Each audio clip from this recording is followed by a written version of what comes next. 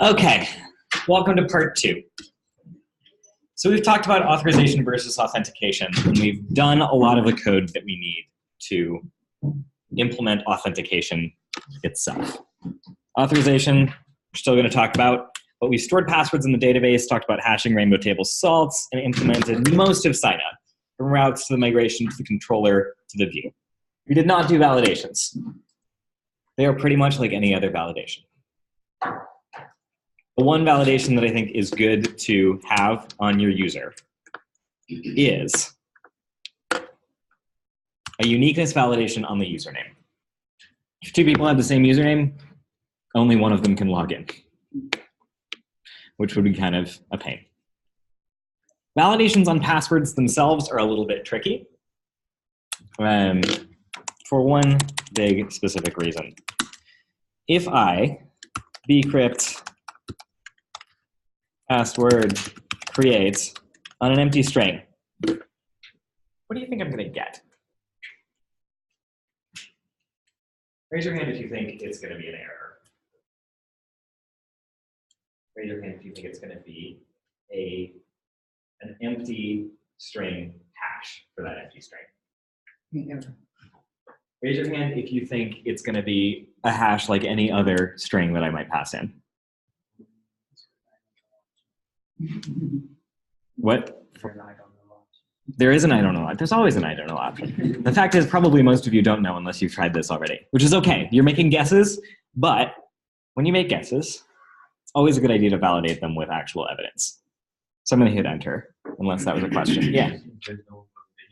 What's that? There's no validation on the No, I'm working my way around to a point about validation, which is that an empty string or a password will create a perfectly reasonable looking hash. So I can't just validate this hash in order to get a presence validation on a password. Whoa. In order to make this password validate, I'm going to need a custom validator. And I just don't have time to do that right now. So just know that you will need a custom validator if you want to validate the presence of a password. Cool? All right. So I'm going to say validates uniqueness. Actually, hold on. Validates uniqueness of username. And be done with it. Right? Okay, let's refresh this. I can log in and say, there's my new user. It's me. Created that user, and it's redirected to colors. If I go back and I say user/new, trying to register as a user again, it's going to send me back to this form. I don't have any indication that something went wrong, but something different happened. I didn't get sent to /users. This is because I've written our same boilerplate code for validations on user. If user save redirect to colors path, also render new. So I want to show you a different, usually what we would do is in our new form, we would take a look at this user instance and look at the full messages for those error messages that I already have. I'm going to show you a different way of handling validations. It uses Flash. Has anyone used Flash before? How does Flash work? What is Flash? It hold an array. It can hold an array. What is Flash? Is it an array? I don't think it's an array. It's not an array. What is equal to an array? So the error messages are an array? You could put an array of error messages in it, yes. Flash works like a hash, kind of like the cookies hash that we worked with yesterday. It does actually rely on cookies, but the contents can't be tampered with by the user. We'll talk more about how that works in just a second. The flash is a special piece of data that will last for exactly one request. So like a cookie, if I go back and refer to this later, it'll still be there. If I say flash errors equals at user dot errors dot full messages, instead of rendering new, I can now redirect instead. So when I do this, the request comes back with a 302 status code, and the browser automatically makes a new request to the URL that I just specified here. And the flash sticks around. So what I can do on that new request is I can say,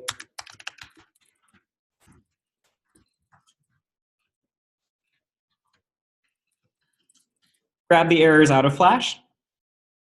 I'm using this just like a hash, and I'm using the same key here, symbol errors, as I did when I assigned those full messages into flash. And I can get those back and assign them to an instance variable. Then I can grab this instance variable and use it in my new.erb.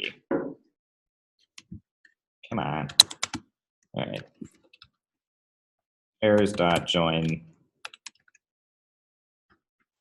with a space, just because I'm being a little bit lazy here.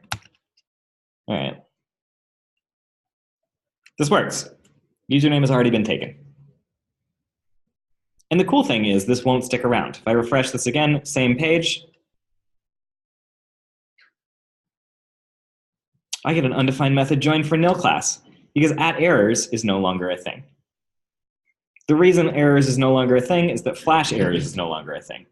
Anything I put in flash lasts for exactly one more request. And that's it. So that'll fix the error. Sometimes that'll be an empty array. Sometimes that'll be an array of errors if I'm trying to sign up as a username that's already been taken. Sound good? Yeah.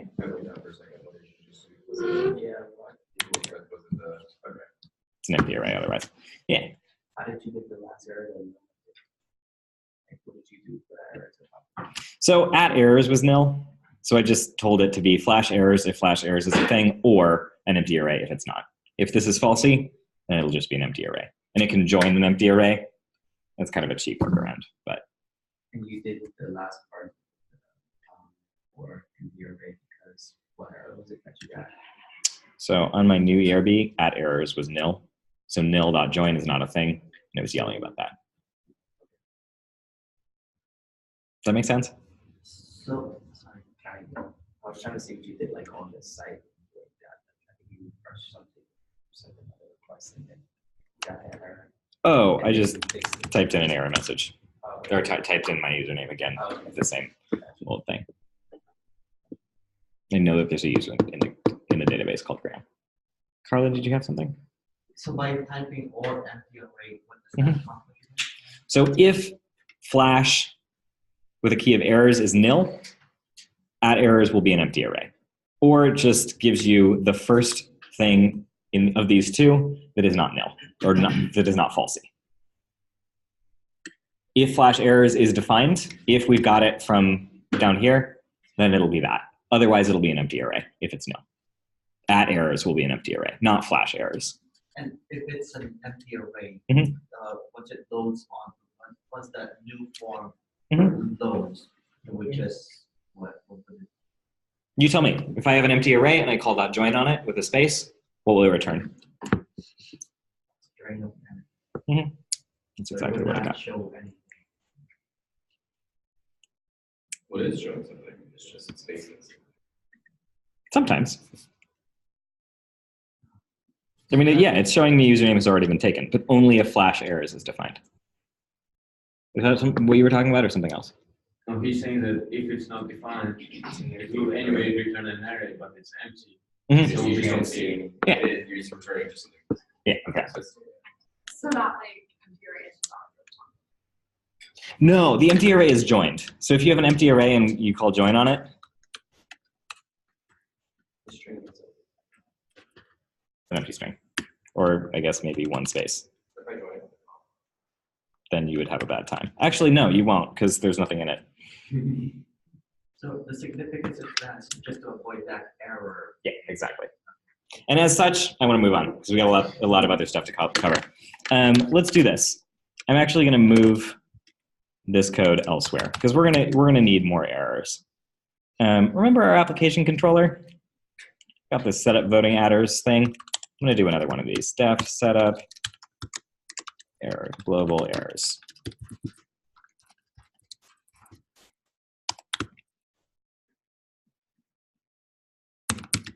So add errors is going to be whatever in flash errors.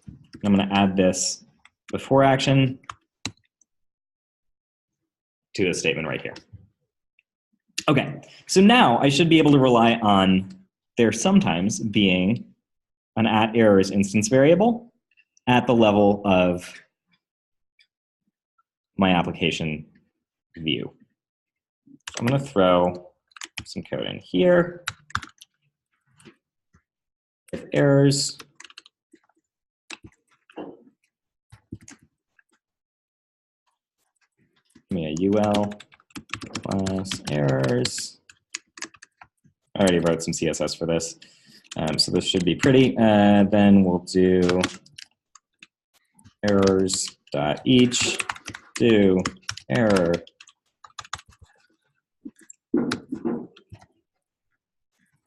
end a list item and just squirt out that error message right there. Thinking about it. Oh no. Pull that out of my new. We don't need it anymore. Okay, so now that's even nicer. Now it's red. Thank you, CSS.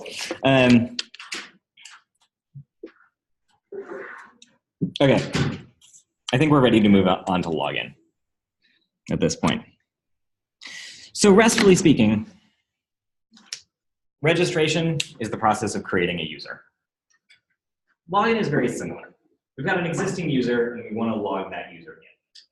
We've got to check to make sure that they are authentically the person who we're going to log in. We have to authenticate them based on the saved password they have in the database. RESTfully speaking, what are we doing now? Comparing our database with the person who is trying to log in. Yeah. Create, read, update, or delete. Read. We are reading the database. We're checking that password. I think this is a really squishy one. Because we're not, I'm going to sort of make an executive decision and tell you that it's actually a create. But it's super weird because we're not actually going to create anything in the database at all. What we're going to do is we're going to change the state of our application from you're not logged in to you are logged in. We talked very little about how we're going to maintain whether or not we're logged in at all or not. In fact, maybe that's where we should start before we dive into the crud of this. All right. So I already spoiled the surprise. We're going to do this with cookies. But we uncovered a really big problem with cookies before, which was what? This was our cliffhanger yesterday. They're not safe. How are they not safe? What did we do with the cookies yesterday that was not safe? Yeah, we can delete cookies whenever we want. That's fine, because if we store a user, some information about the user in a cookie, if they clear it, they'll just be logged out, right? That happens on Twitter. If I'm logged in, I clear my cookies, I'm not logged in anymore. Fine. No, nothing is terrible. But we did uncover a really big security hole in what we were doing with cookies yesterday. So you're taking also authentication value. What value was that we?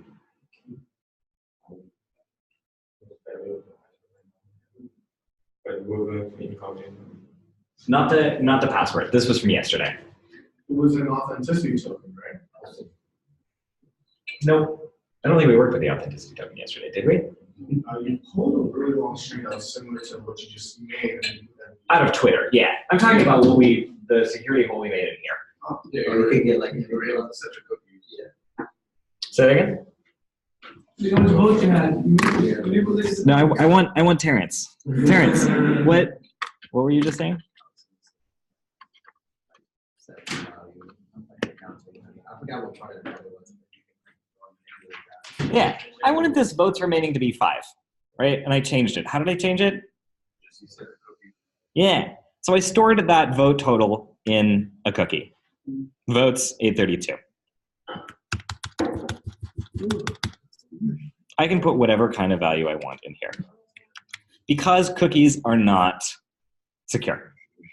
And my app will work just as it would otherwise and tally off the votes off of my cookie if I want to.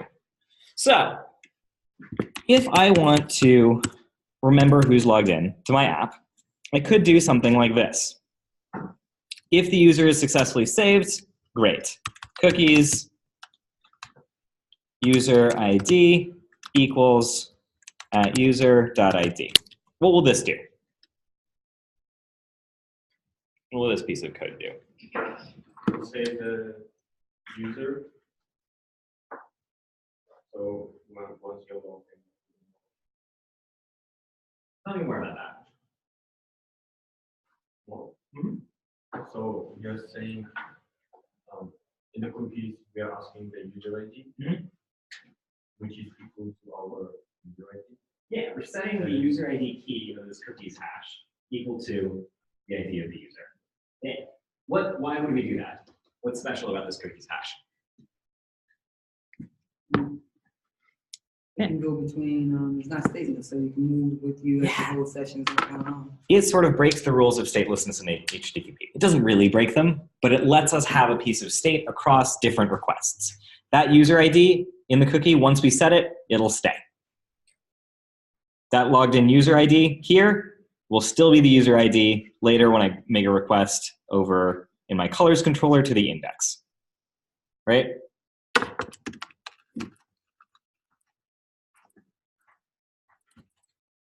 So I do this, you register a new user. Man.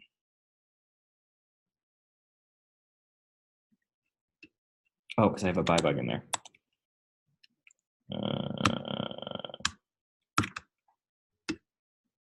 Let's go to user/new. So let's do, oh, I don't know.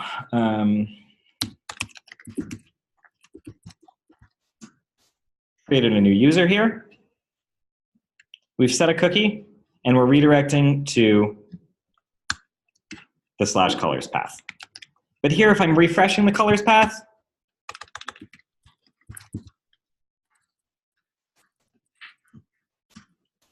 oh no. Why? Why is my user ID nil? It shouldn't be nil.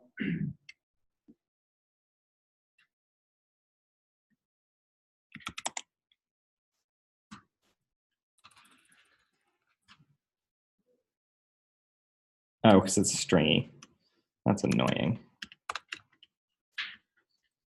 Fine. There we go.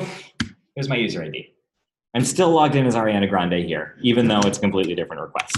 No matter how many times I refresh this page, still Ariana Grande. What was the problem? Till I log out. What was the issue before that? Oh, I was using the symbol-y version of this, and it wants the string for some reason. Even though I put this in as a symbol before. I don't know why. I don't know why I was doing that. And that must just be how the cookies hash works. So cookies string user ID, that works. Cookies hash a user ID does not. Oh, when you're testing it, you write it? Mm-hmm. Yeah. But it does. But it sticks. Yeah. I'm still Ariana Grande. I can use that user ID to figure out what the name of the logged in user is and print that out to the screen. Would you like me to do that? Yeah? Okay. That'll make this a little bit more concrete. So what I'm going to do is I'm going to go into my application controller, and I'm going to do another method here. Set up user stuff. Fine. And let's say @user equals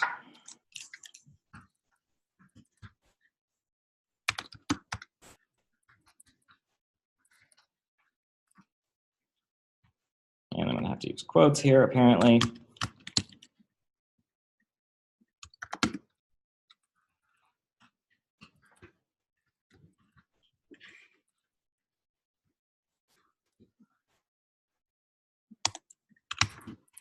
All right. So if I've got a value for user ID and cookies, if I'm logged in, then set this user to the user with the ID stored in the cookie. And then if I've got a user here.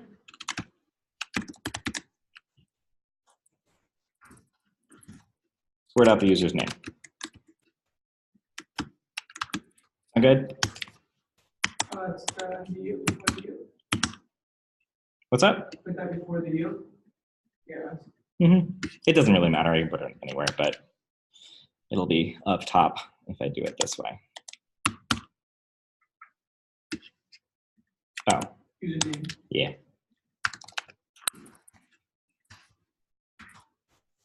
Get rid of that bug. There we go. We're logged in as Ariana Grande.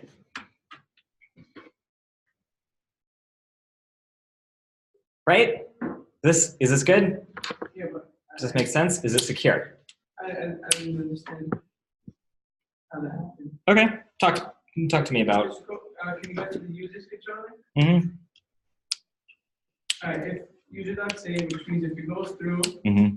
store user ID to the cookies. Mm-hmm. Okay. Okay, that's good. Then Yeah. what would you change after that? So let's follow the path of this user ID that's in a cookie. We're changing through like 3 different contexts. I know that this is complicated. This is key as a skill for a Rails developer. So thank you for making me go slower, for one. But also, if this is confusing, lean into it. Lean into it, ask questions, stay with me. So if we've passed this point in code, line 24, we can count on there being an ID, a user ID in cookies. From there, we reference it in the application controller. In this before action that will run before any other action on any controller at all. So for every request, if we've got a user ID in the cookie, That's true, yeah. then we set an @user variable based on the ID in that cookie. So we're handling 2 different cases here. One case is we haven't registered for the site yet. The other case is we have registered for the site and we've got a user ID in the cookie. So we've got an @user that might be there and might not. Omar and then Skylar. So then @user, how come you're doing that before everything else, right? So what if you define @user like in front of action later on? Oh, I'm gonna have a really bad time. In fact, let's do this. Logged in user. Because I think actually here in my users controller, yeah, I've got an @user here. That's a great catch. So it's supposed to be different. It should be. Yeah, I screwed that up. Great catch. Skylar, did you have something too? So basically that cookie is going to be there until, let's say, we attach destroy method. That cookie's gonna be there until what? Like that cookie is going to be there. Yes. And we can add that to like a button, like log out, and then it destroys the cookie. Yeah. Why did you leave user ID as in string over there? And the other one that was in I don't know. It's weird. what worked? It was not working in the console when I was doing it with a symbol. Let's just make it consistent like that. Because of the hash. Yeah, I was thinking that hash was sort of like independent of what type, but it's You know, not. black button. Yeah, black button. Yeah, it's that. So this is only for applicable every time a new user is created, right? So we haven't gone into the. We haven't gotten into logging back in yet, but we would do a similar process where we store that user ID in the cookie based on whether or not they could successfully return their password back to you. We'll get to that in a second. First, there's a big glaring security hole in this. Does anyone know what it is? Let's all think about it for just like 10 seconds.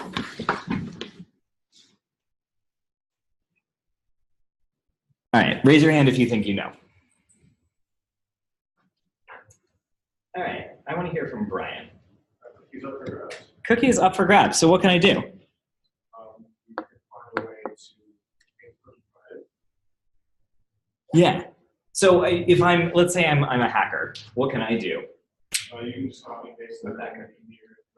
Yeah, I can copy and paste 10 and be logged in as Ariana Grande. Worse yet, I can see this 10, assume that it's an integer ID, change it to 9, just to see what happens. And look what will happen. I really should remove that bug. I'm logged in as a user with no username now. was anticlimactic. Let me try with a different user ID.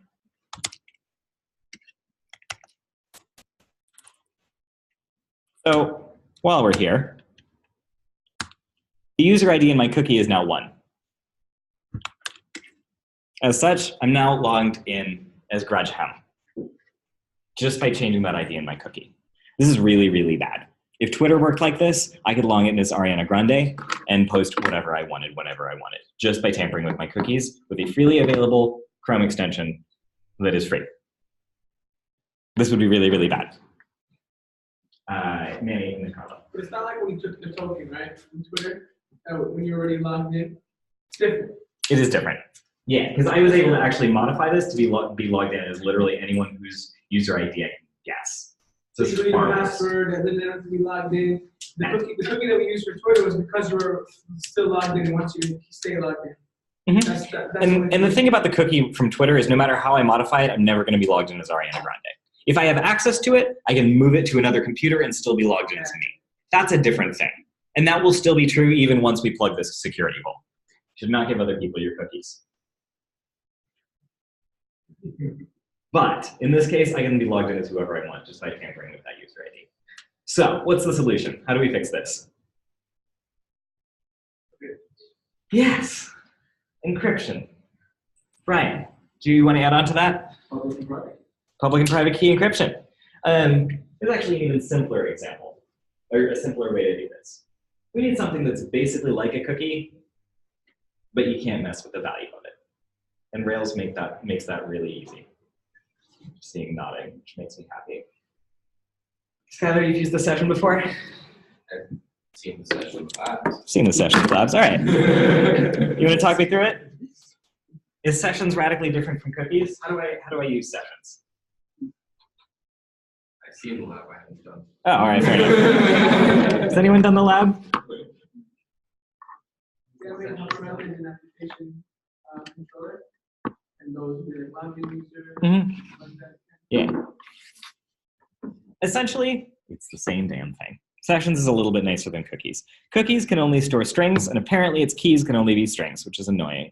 Sessions are another hash. It's another hash.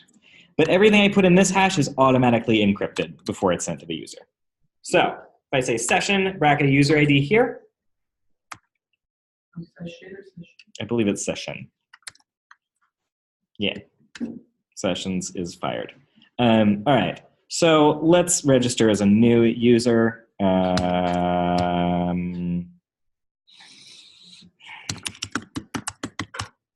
Z or S? S, all right. So, I'm now logging in, or I'm registering for this site as Sean Mendez. I am stuck on my bybug again. What? Oh, that makes sense. Never mind this, because this is still running based off of the cookie value. Well, now that I've written code, I have to update it. I hate writing code. It's the worst. Never write code if you have the choice. Look what I have up here. I have a cookie called _color_voting_session. This is where that user ID is stored, in this garbage. And if I change this, it's not going to change who's logged in. It's just going to break. I can't tell from this what the user ID of the person who's logged in is, and more importantly, I can't change it to be logged in as Ariana Grande or Grudgeham or any of the other people on my site. This is more secure because it's encrypted. Encryption is distinct from the one-way hash that we used this morning. It's more like a lockbox that you can lock with a key. Only Rails has the key to that lockbox. And so what I'm doing, effectively, if I can borrow the metaphor that I used this morning, do you want to actually come up and be the client? Sure. All right. Go ahead and make a request to register as a user. Okay.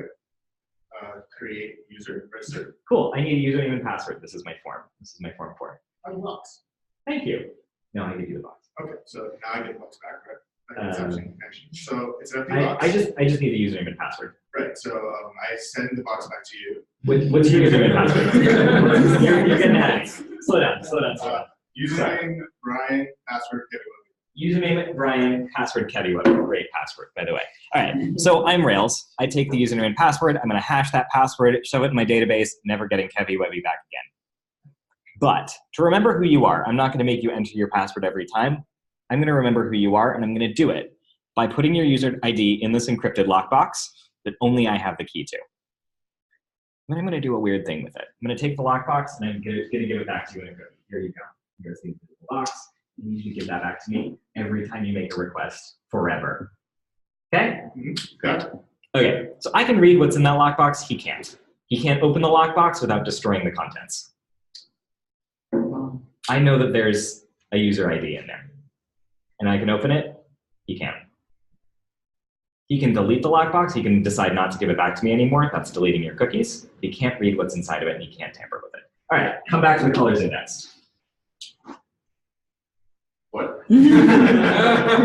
So, pretend you're making a request to /colors. I want you to give me that box back every time you make a request.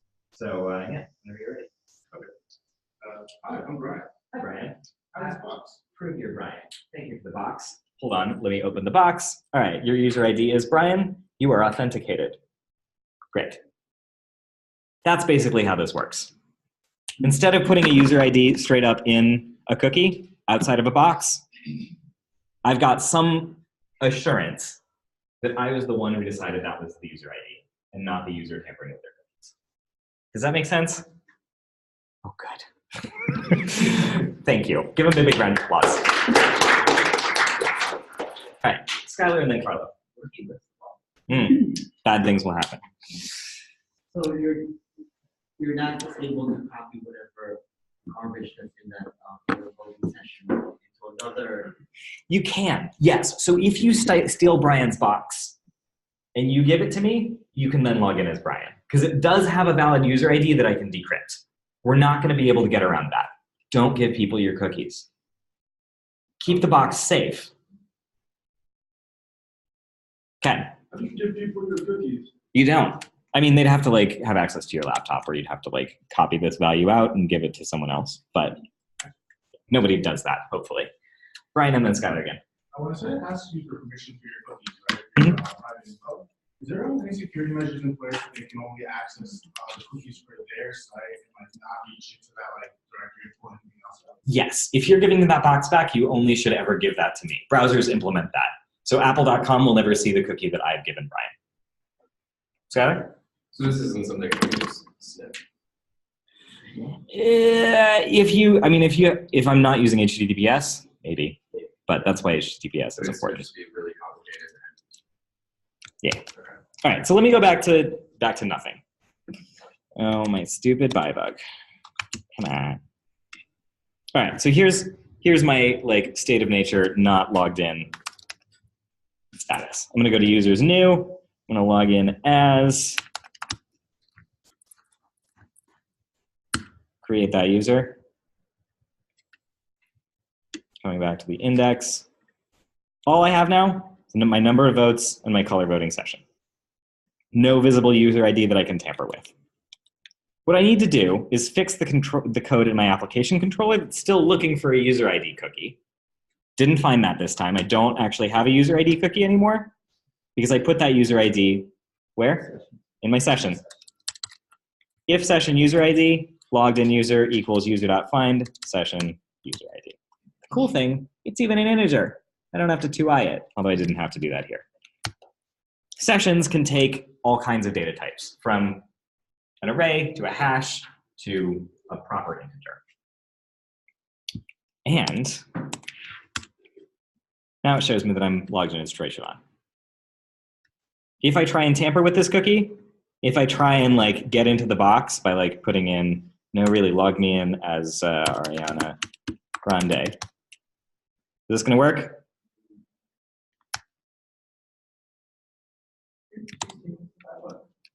No, because I want to see what's in my user ID for in the session. It actually came in handy, but then yes, I will. No. In fact, my whole session is nuked. Well, load it then. Come on, Rails.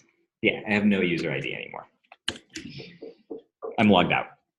If you tamper with your session, it's like bashing the box with a hammer. It's all gone. Yeah. So now we can just do the same thing with the votes remaining, put that in the session. I love that idea. Yeah. Where is this? Yeah, let's change this just to session. Votes or equals 5. Votes equals session votes to I. And let's trash all this stuff. Oh, right, the buy bug. I was going to remove it. Sorry, Manny. Colors controller. There it is. Okay, so now I just got the color voting session. I can no longer tamper with the number of votes I have remaining. I can spend them. Oh, no, I can't. What's wrong? Oh, yeah, here I'm setting it cookies votes.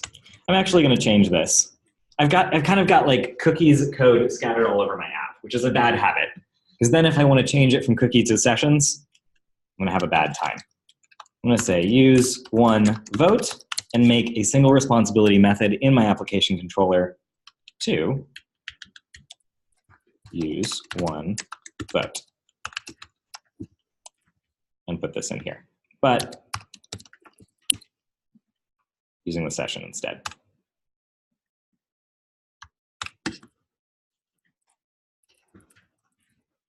Sound good? All right, see if that works. 3, 2, 1. No more votes. Yeah. I do have this -3 here, but whatever. Clear cookies, and that'll be gone forever. So if I clear cookies, I'm still logged out, and I still get 5 more votes. Just like the New York Times, if I clear cookies, still get 5 more articles. That we're not going to get around. The browser still has control over what cookies it sends or doesn't send.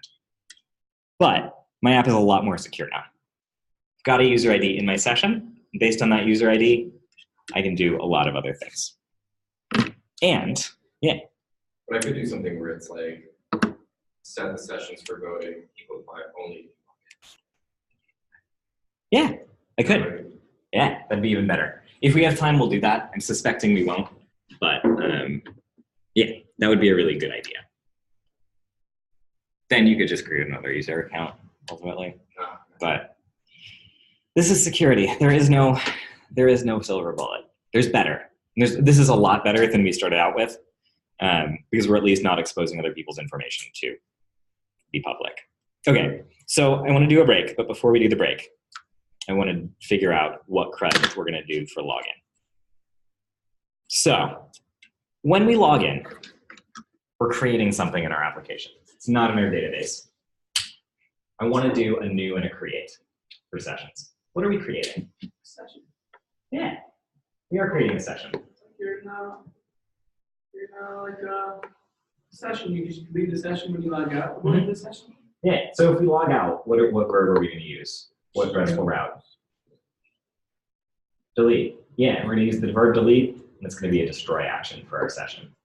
When we're talking about a session, creating and deleting a session, are we talking about that session hash that's on the controller?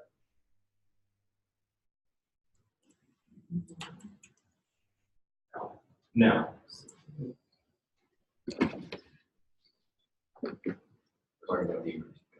Yeah.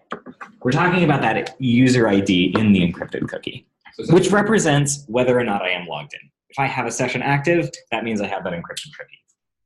It's a weird abstract entity that we're creating and destroying, and it's represented by like the presence or absence of that user ID in the encrypted cookie in the session.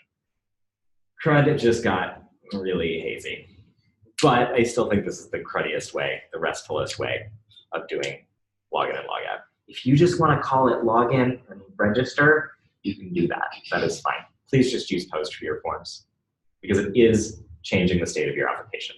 Gets or not good for that. Skylar. So sessions is just a sessions with another layer added on top. With the encryption layer. This session right here? Yeah. Yes. It's It's data saved to a cookie that is wrapped in encryption first. Yeah, that's exactly what it is. Yeah. The website we're making now, right? Mm-hmm. Absolutely. Yeah. What would the sessions called? So each session is individual. Because it's in a cookie, it's actually stored on someone else's computer. I'm going to give one box to Brian. I'm going to give one box to you. Any of you can come on and you'll get your own box. And when you come back with that box, it'll have a different user ID in it.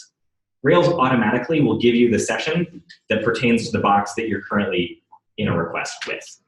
So when Brian shows up, it'll be his user ID. When you show up, it'll be yours. It'll automatically trade those off. Okay. How come when you create a new user, you're logging in?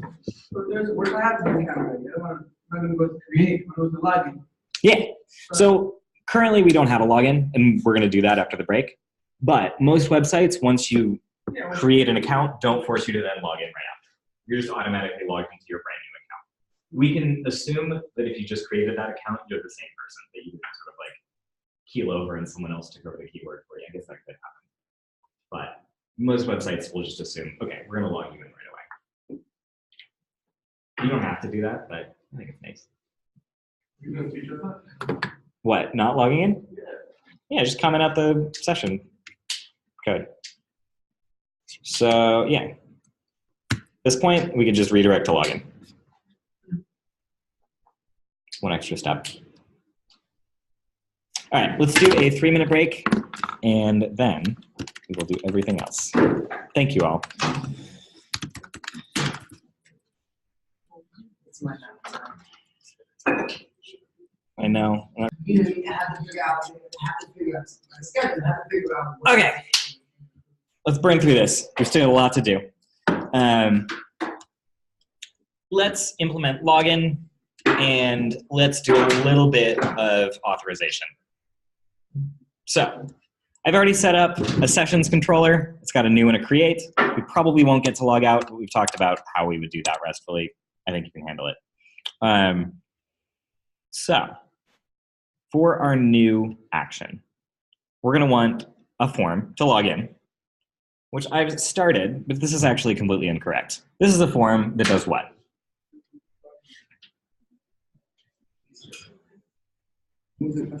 What does this form do, based on the code you see? Takes the name and password of the user. Yeah, and the name and password is exactly what we want on our login form. The part that doesn't work is the last part. Password. Name. User. Yeah. We don't want a form that creates a new user.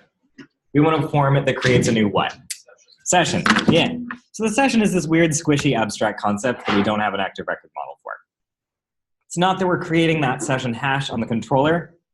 We want to like have a form that when we post it back, it puts a user ID in the session. And that's not really a thing that Rails does out of the box. So I'm just going to use form tag for it. Actually, let me use form with. Yeah. So form with will take a URL. It'll work just like form tag, but I can keep the F, basically. So what URL do I want to post this back to? Slash users? What does slash users create? What does a post to slash users create, restfully speaking? What does a post request to slash users create? A new user. A new user. Yes, thank you. You had me worried for a second. You got to remember REST. Just because Rails does it for you. What are we trying to create? A new session. Yes, so we want it to go to slash sessions.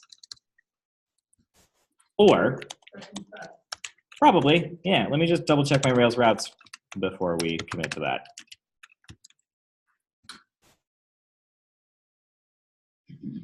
Oh no, I don't have any sessions routes. All right, let's do that. Now I should have a sessions path. Resources sessions, only new create. I'll want to delete eventually, but for now, I think I'm good.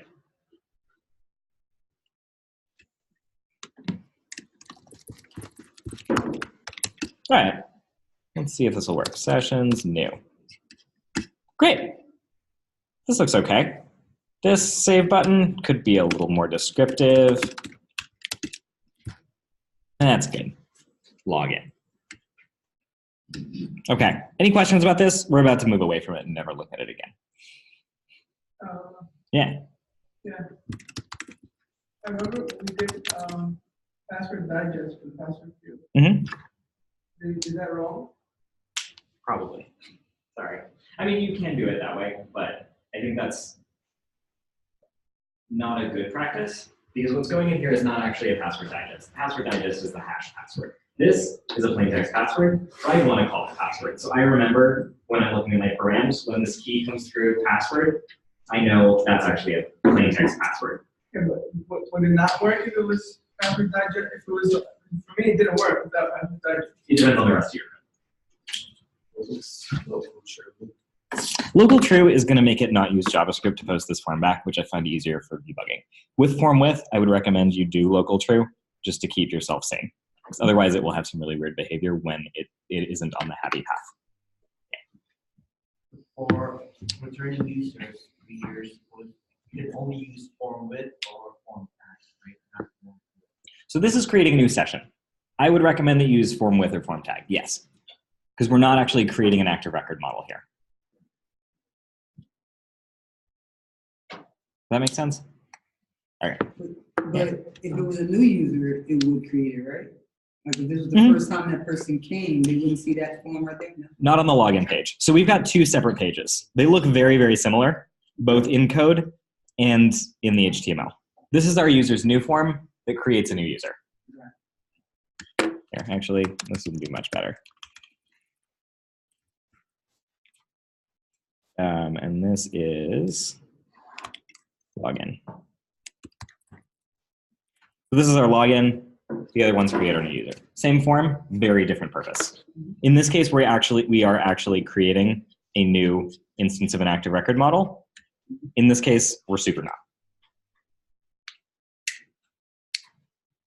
Okay, let's keep running on this. I'm going to stick a bybug here in my create.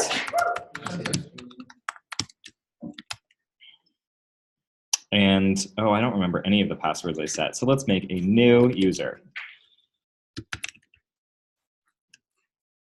I need another pop star. This is John. John Ham? This is John. Really? It's my favorite. Is he a pop star, though? What? Is he a pop star, though? He's not. Oh, okay. He's not. Fine. Not very good. Done. I'm sold. All right, we're now logged in. Aren't we? We should be logged in as John Ham. How to get out that one line, that line. You did? Oh, that's right. Thank you. I would have hunted for that for a while. Sorry, John Ham. We don't have a login yet. We have to make a new user. All right, let's do...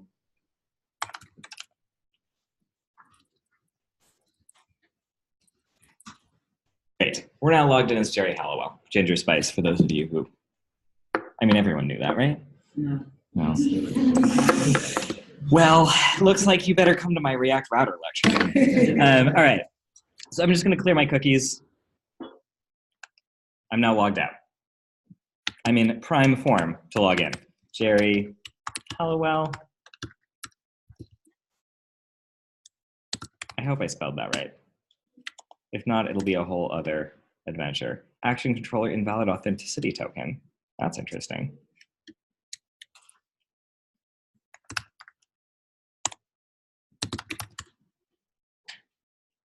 Good. Okay. I think we can safely ignore that for the time being. Great. Here is our bybug in some weird other part of the code.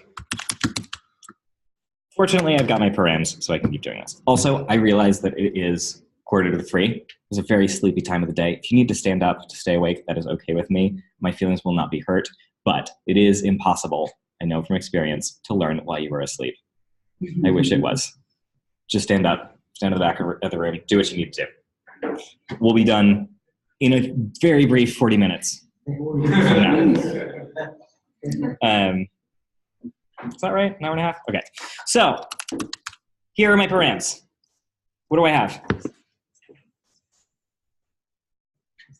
to work with here? Yeah, got my username, Jerry Hallowell, and I've got my password in plain text. Spice. So we need to do a couple things. If this is my correct password in the database, what do I want to do? I'm gonna send this to the meat grinder with the salt, see if it compares to the meat grinder with the salt. Yes, that is how we'll figure out if spice matches the password in the database. Spoiler alert, it does. If it doesn't match, we want to do something else.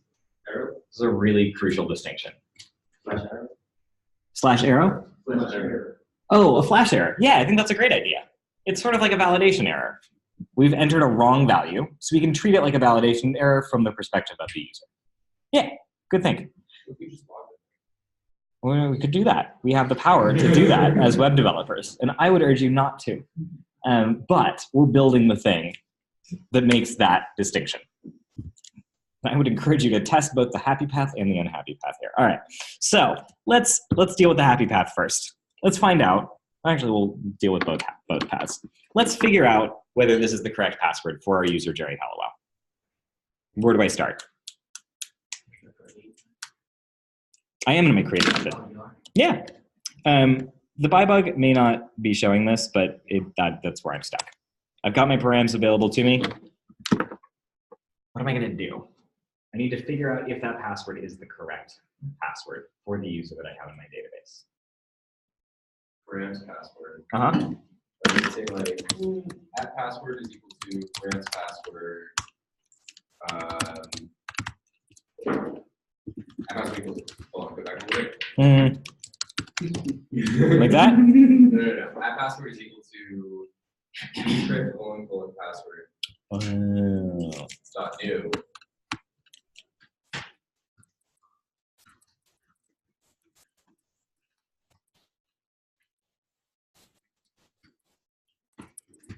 Then Grant's password.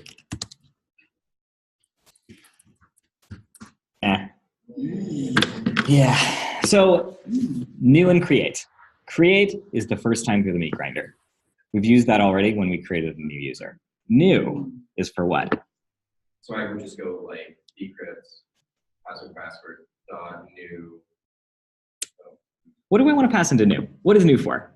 Isn't that when you pass in the actual string itself? Spice. Yeah. It's an existing password hash. We are going to use new here, but new will only take an already hashed password. The only thing that can go in is ground beef, ground kangaroo, ground some kind of animal, or maybe a carrot. I don't know. Yes. And where is the password digest? In the user model, which is, where's the data for the user model? It's where's all my user data? I mean, I've got some stuff here, but this is like login data. Where's my actual like the user data that is already true about my users? No. No. Where do I store the data about my users? Yes, in my user table. Thank you. Here's my user data. I need to look at the password digests that are stored here to figure out if this person can log in with the password that they just logged in with.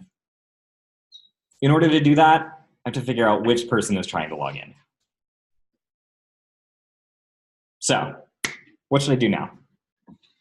Omar. User, not all, not defined by. Mm-hmm. And then, password digest. Find my password digest. Or find my user ID. I like that.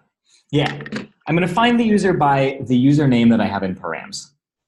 So here I've got the username Jerry Hollowell.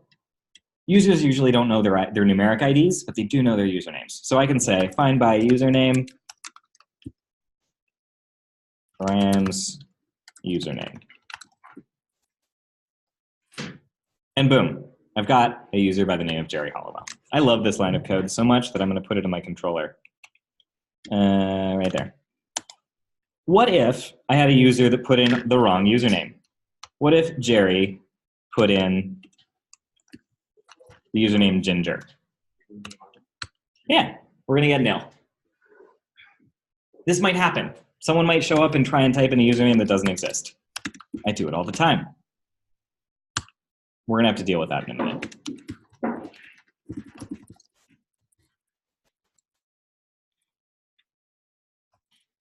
Okay, so now what do we want to do? We've got a user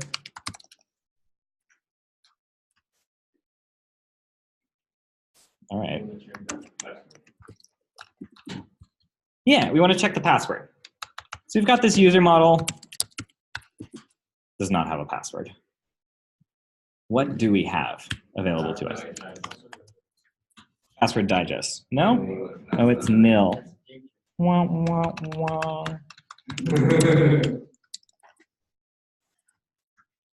Whew. All right, there we go. User.password digest. Okay, there's our password digest. Now what?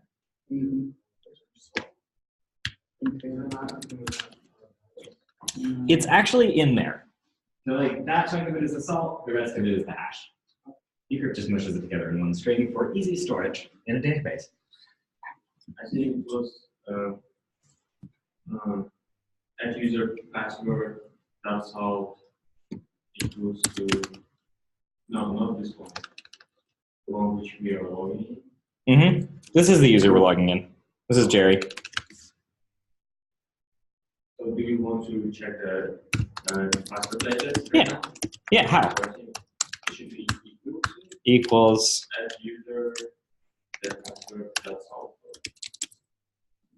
Why would we compare it to the salt? So we have a salt and a sum of another. I forgot the name of the second one. There was two parts. I think he was compared to parameters before. The user, I think, Amir, I think you're talking about comparing to the user parameters before and add that salt to that, to the first password they got. That's what you were talking about? So we had add user params, the password, and put that salt to that and equals to that. Were you talking about it? So like hash this password and add the salt to it. Yeah. Is there a method on the password object that will do that for us?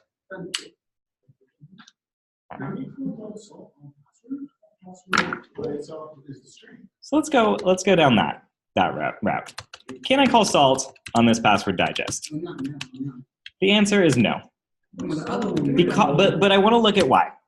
All right, so this is the password digest. It is defined. I cannot call salt on it. No method error exception. Undefined method salt for this string. Because it's a string. Why is it a string? All right, everyone talked at once. Let's raise hands. Omar. So you save it as a string. Yeah. String. Exactly. It gets saved in the database as a string. So it comes out of the database as a string. What class has a .salt method on it, though? The bcrypt password object. And this is where we use .new.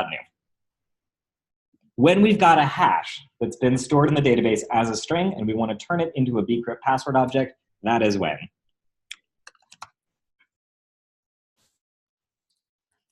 We say bcrypt password new.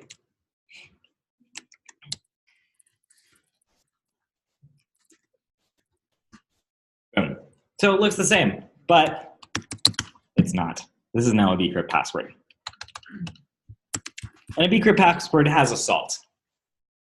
It also has an overridden equals equals method, which does what?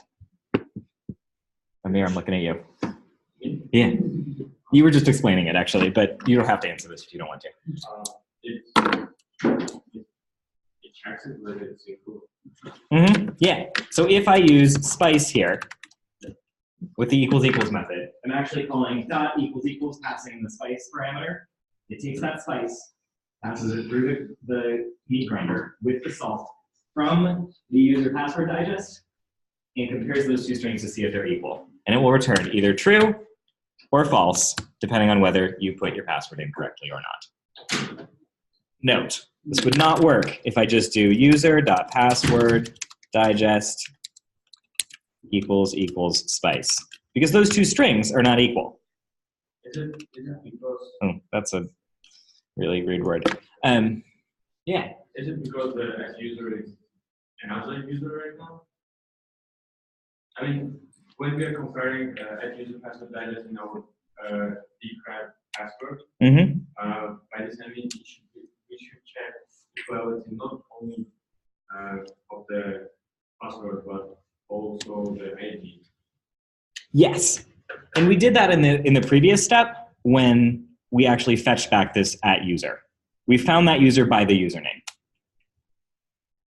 If we can't find that user by the username, we'll have to like confirm that. But we're only checking the password digest of that one user where the username matched.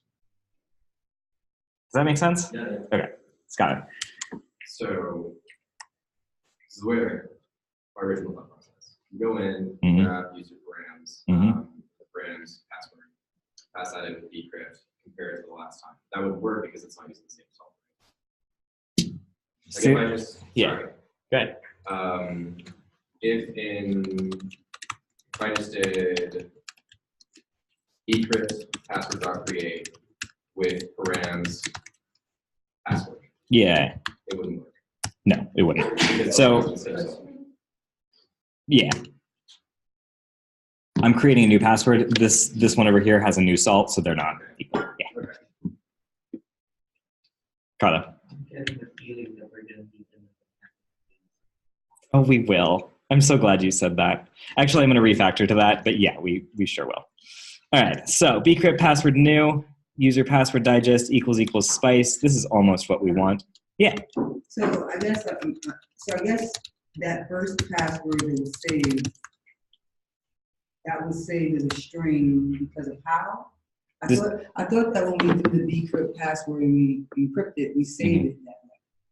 No, we save it as a string in the database. So then every time we compare, we have to go back and decrypt it again. Grab it out of the database and put it into a bcrypt password object. Yeah.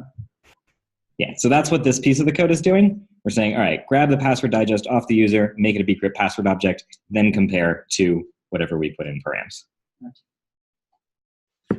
So, what if the user doesn't exist? Well, if @user is not nil, implicitly, because nil is falsy, and bcrypt password new, user password digest equals params password.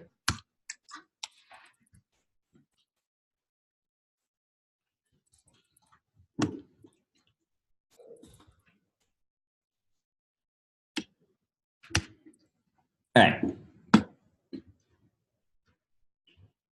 If we can find a user by that username and the password matches, log me in. Otherwise, don't.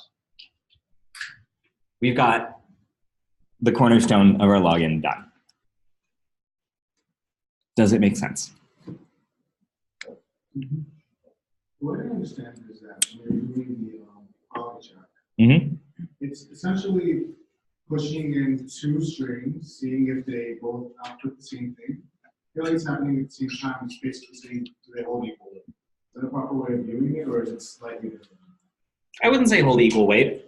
I would say, okay, we've got ground beef over here. We've got a plain text password over here. We've also got a salt over here. Take the salt, combine it with the plain text password, grind it up in the same meat grinder that made this ground beef, check to see if the ground beef is the same. Yeah. Let me make sure my understanding. Yeah. So we are finding our username from user table and taking this password digest, which is encrypted, but it's a string. So we are It's hashed, not encrypted, but yes. yeah. Good so far. Encrypting it, I mean, turning it from string to the hash encryption class. We're taking that string value of that hash, turning it back into a bcrypt password object. Yeah. And checking if it's equal to the parameter of the password, Which is being logged in. yeah, which is the password I just entered to see if I can log in or not. Yeah, that sounds right. So the params password over there, is it because of the equal method is different for the bcrypt? That's why I'm just lost at where the salt is in the params password. The equals method here is doing something way different than if I was just comparing two strings. Because we're calling it on a bcrypt password object, it has the behavior of like rehashing the thing with the salt rather than just like comparing all the characters one by one, which it would do if it was just a string. Okay. Ready to refactor this a little bit? Carlo, you wanted another method on user, eh? Hey, what should we call it? I don't know. Authenticate. All right. I might need a parameter here. Password? Params password. Why that?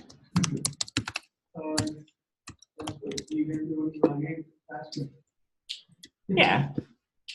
Also, I can't get to params from my user model. the one thing in my controller that I cannot access from within my model. So I need to pass the password in to see if true, user can authenticate with that. This user that I found, this Jerry Hollowell, has a password that matches this, or no. No go. This is going to have to return true or false. And it's going to be what kind of method? Instance or class? Class. Am I calling it on the class? Instance. I'm calling it on an instance.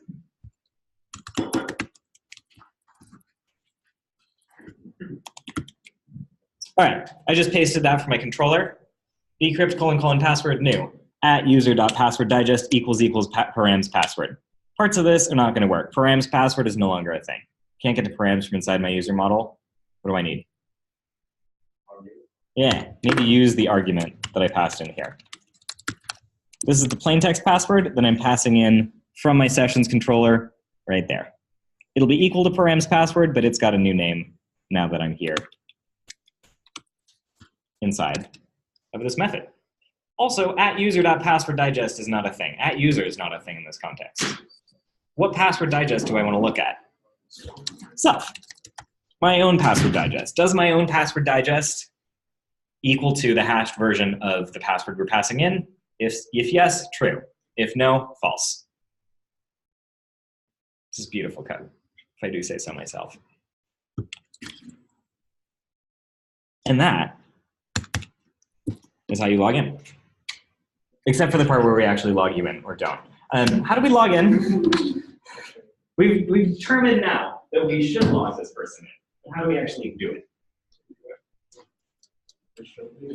Redirect, yeah, let's redirect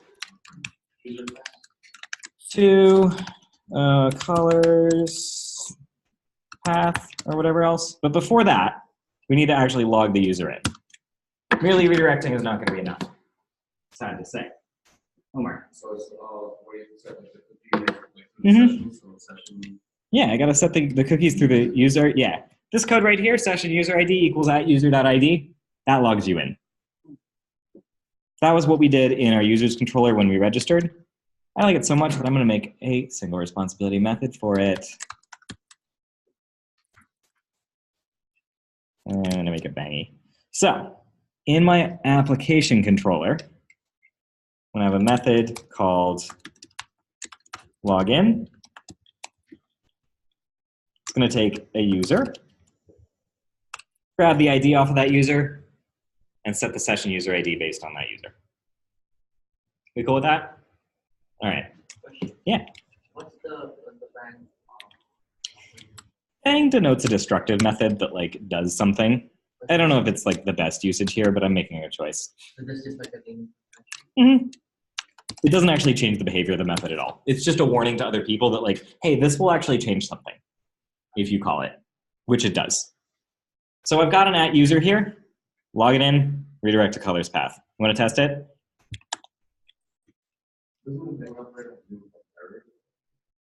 In active record, yes. But as a Ruby convention, it's just like, this is a destructive thing. In an array, map bang will actually modify the existing array versus returning a copy of it. In this case, it's like a different context, but it is a destructive action. Very loose conceptually, but. All right, let's try and log Jerry Hollowell in again. Oh, no.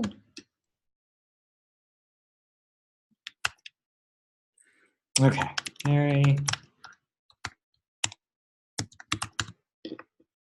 Boom. I just logged in. Carla. Oh, thank you, Ken. So I noticed that we did the hashing on the model level. Is there any reasoning for that, or that as far as all of our bcrypt stuff is in the user model, which I think is a really good thing. One, if we decide, you know what, we're not going to do bcrypt anymore. We're going to use something else. All of our bcrypt references are on line 7 and 11 of this one class. I don't have to hunt all over my application to find all of the places where I'm checking passwords, setting passwords, updating passwords, it's all here. Anytime I set a password, whether that's through mass assignment or a direct like password equals blank, it will do the bcrypt thing. That's why this is beautiful code. It's harder to understand because you have to context switch more. But when you think about it, we can define the behavior of setting a password once and use it everywhere. If you're willing to take that extra leap and sort of loosen the idea, your idea of how a code executes, you get this beautiful single responsibility-ness of that code and a consolidation of all of the code that needs to do the same thing into one place. Yeah, also it just belongs there because it's model code. We've defined a password's setting as encrypting a plaintext password. We've defined authenticating true or false as whether or not that matches with a hashed version of the plaintext for logging in. Yeah. Do you want to see something that'll make you scream?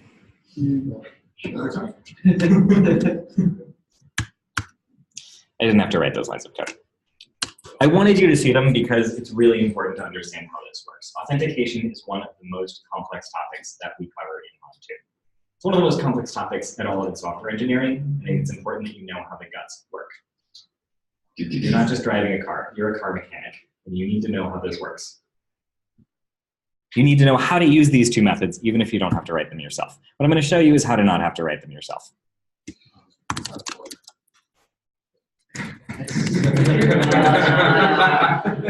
That's it. We're done. So the cool thing is, because I've written my controller code with an eye towards using these has secure password methods, I can go back. Do I still have the buy bug in here? Hold on. Oh, okay, here we go. So what I can do now is go to users new. I'm going to register as a new user. Oh, Victoria, you can't sing, but that's fine. Registered as Victoria Beckham. Still works. Because has secure password wrote a method for me that is a setter for password that uses bcrypt to encrypt a password and sets a password digest on my model. 2, if I clear my cookies,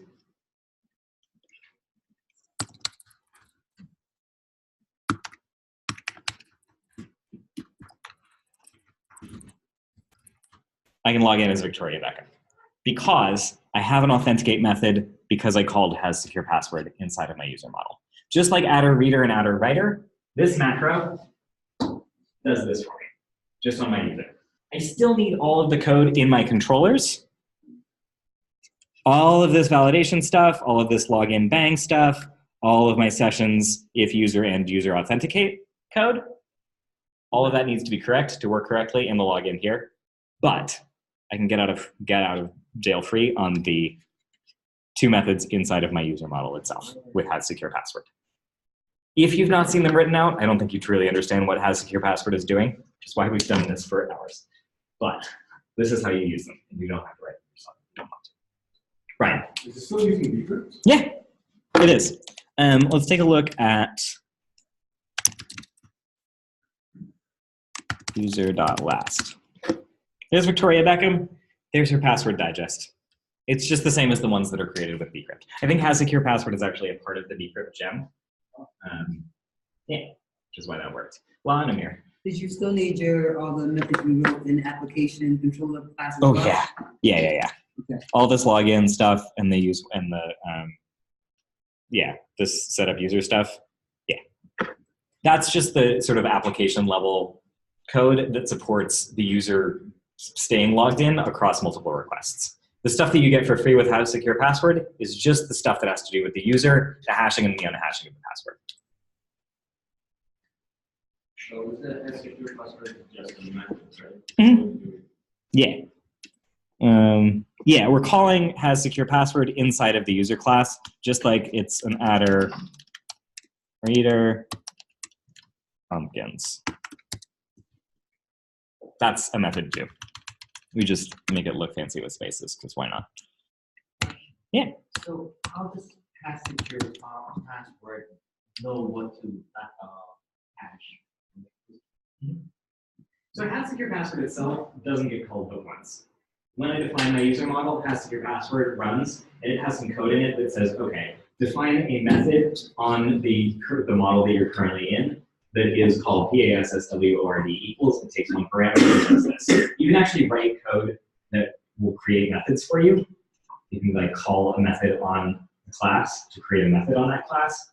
It's called metaprogramming. It's a great way to make your head hurt if you're feeling too comfortable.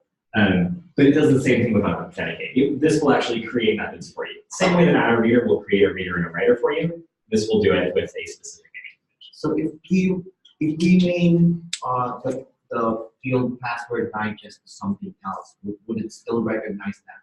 Super break. It would break? It will break.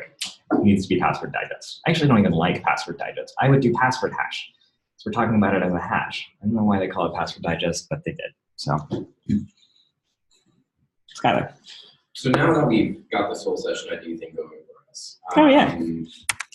If we wanted to say like make this persistent across multiple pages, it'd be something we have to reference in every single one of our routes.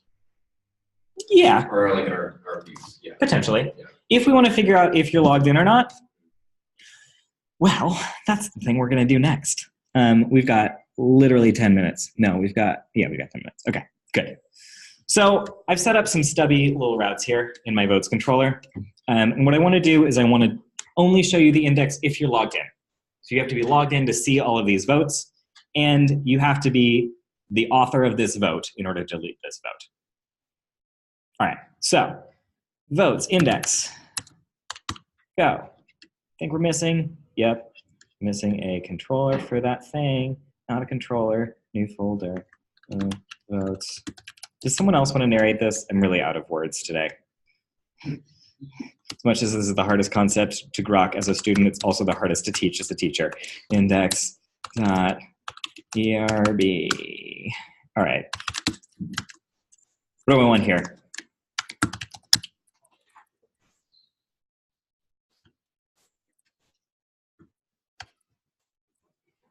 Eaching these votes.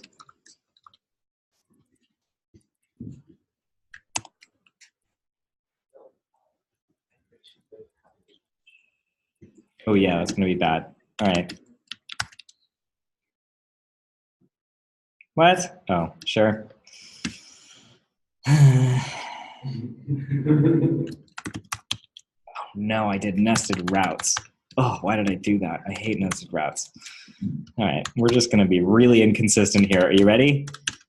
Index is not gonna be nested. Don't do this in real life. All right, no method hex for a vote. Oh, sure. That makes sense. Wow, what a bad page. Okay, moving on. Let's make sure that no one can see this awful page unless they are logged in. This will do for our purposes. Vote active record. Oh, that's just hilarious. Okay, I super broke this. Extra credit if you can figure it out, but we've got 10 minutes. We got to keep moving. Okay. Votes controller. So if I wanted to check to see if someone was logged in or not, how would I do it?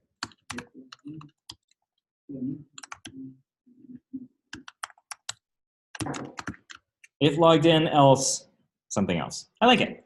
I think that's great. We're gonna have to write this method logged in, but I like the idea of making that a method. So if we are logged in, then we can do votes equals vote.all. Else, what do we want to do? What would be helpful to do if someone is logged in, is not logged in, and comes to a page that they shouldn't see? Redirect. To where? They can see. To a page they can see. What were you saying, Omar? To the login page, so that they could log in and then see the page? I love that idea. All right. Redirect to user, new user path. No, you already have an account. Oh, sure. All right. New Sessions, new sessions. session path. Great. Love it. All right. Let's give it a whirl. Oh, right. Didn't write that method. Okay. Should I do this in my votes controller? No. Where should I do it? Maybe application. Love it. Application controller. Okay. So this method needs to return true if we're logged in and false if we're not logged in. How can I tell if I'm logged in? Do I have a session ID? What ID do I need to have in a session? User ID. I can put all kinds of things in my session besides the user ID. I could put a shopping cart in there. I could put vote totals in there. I can put anything in my session. But the thing that determines whether I'm logged in or not is just that user ID. Presence or absence of that user ID. And I'm going to bang bang it. We've talked about bang bang before, yeah? Oh, no. Yeah, so we make something like nil into a proper falsy value. So nil is nil, bang bang nil is false. Because bang nil is true, and bang true is false. Bang hash is false. Hash is hash, bang bang hash is true. Just like bang bang integer is true. So we turn something that is falsy or truthy into something that is true or false, which is nice. Okay, this should work now. Great, I can see this page if I am Victoria Beckham. If I am not logged in, yeah, it redirects. That is authorization. Now we can move on to authentication. Yeah, this right here? Yeah. I will push this up too. Okay.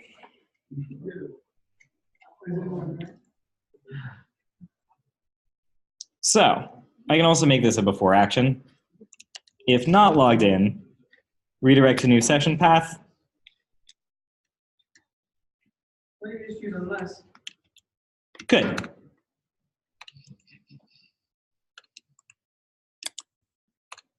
All right.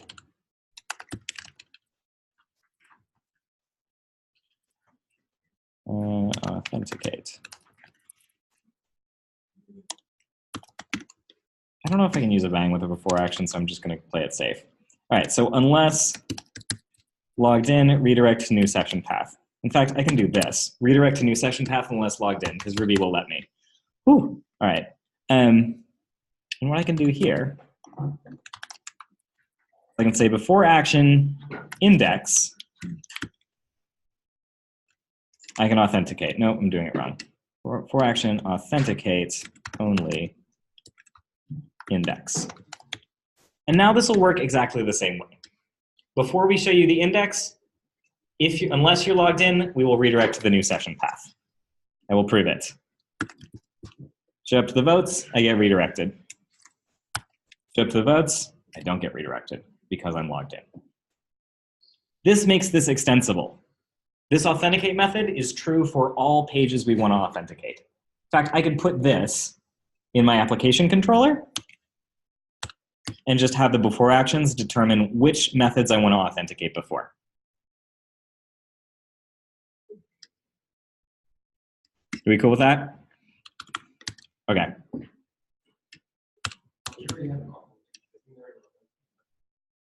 Oh, it has. The user has it, yeah. Different classes, different things that they do. Yeah. Carlo. Where's the logged-in method? Oh, that's It's fine. also in the application controller. We've got a lot of little methods. I think it would be better if these are all helpers, but they are not yet. Okay, one more thing. So let's work on deleting a vote. I'm just going to make a call and say that in my index of votes, we're going to make these all buttons to delete the votes. It's a risky and dangerous plan. All right, form for vote, or just plain old vote, method,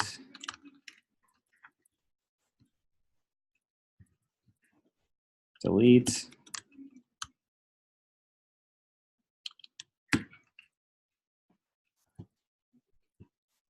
My form for okay, that looks weird, but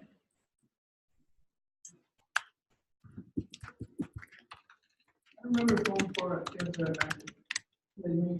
I want it to delete, so I do, I think. Close my, oh yeah, thank you. Undefined method, vote path. Oh, hold on. Delete it. Okay.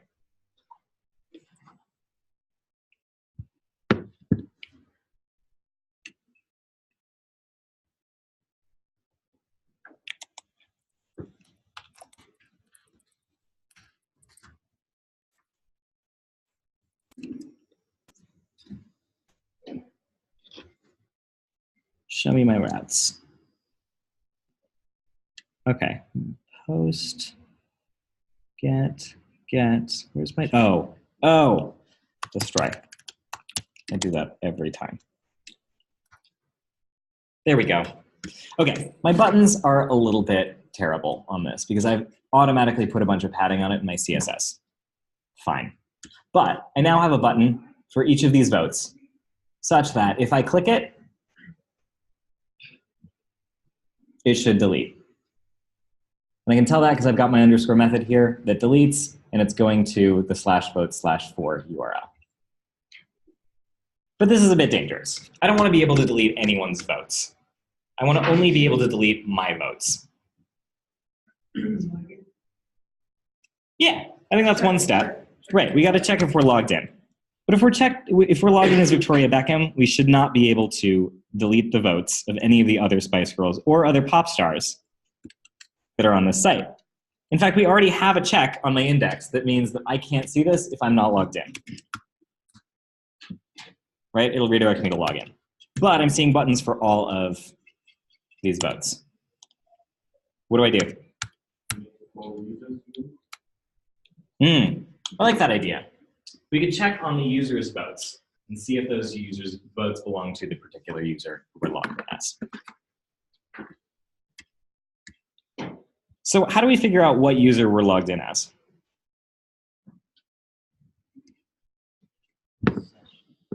Yeah, the session has an ID in it. Based on that ID, we can figure out who's logged in. I also have this setup voting adders. No. I've got this setup user stuff method. We'll create an instance variable called @loggedInUser. I can figure out if this is my vote by comparing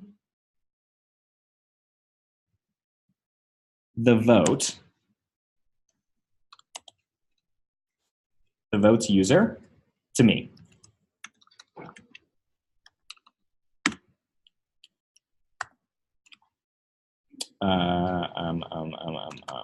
Vote dot, oh no,